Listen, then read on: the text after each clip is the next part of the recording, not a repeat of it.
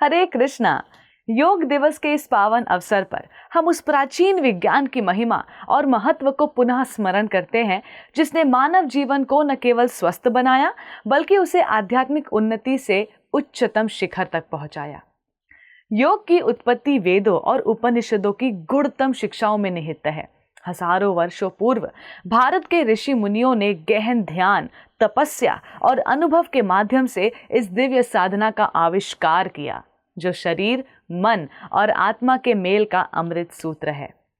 योग मात्र एक व्यायाम या शारीरिक अभ्यास नहीं बल्कि जीवन को संतुलित, सशक्त और समृद्ध बनाने की कला है। योग का अभ्यास शारीरिक मुद्राओं, प्राणायाम और ध्यान के माध्यम से मन को एकाग्र करता है, श्वास को नियंत्रित करता है और चेतना को उच्चतर स्तर पर ले जाता है। योग साधना में शरीर के हर अंग को जागृत किया जाता है जिससे न केवल रोगों का नाश होता है बल्कि मानसिक तनाव और व्याकुलता भी दूर हो जाती है। इस दिव्य अभ्यास से जीवन में नई ऊर्जा, आत्मविश्वास और आनंद का संचार होता है।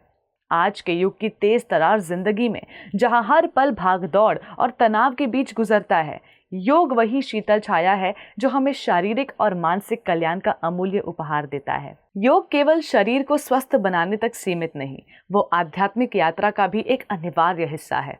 भगवद गीता में योग को जीवन का सार बताया गया है। यदि कोई भगवद गीता पढ़ता है तो वो योग के महत्व को अच्छी तरह से समझ सकता है।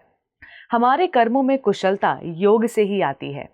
ये सिखाता है कि कैसे मन, वाणी और कर्म को नियंत्रित कर हम परमात्मा के निकट जा सकते हैं। योग वो पुल है जो भौतिक और आध्यात्मिक संसार के बीच की दूरी को समाप्त कर सकता है। आध्यात्मिकता और योग का घनिष्ठ संबंध है। योग मन को अशांति से मुक्त कर आध्यात्मिक चेतना को जागृत करता है। जब मन एकाग्र होता है तब आत्मा की दिव्य अनुभूति होती है और जीवन के वास्तविक उद्देश्य की खोज संभव हो जाती है।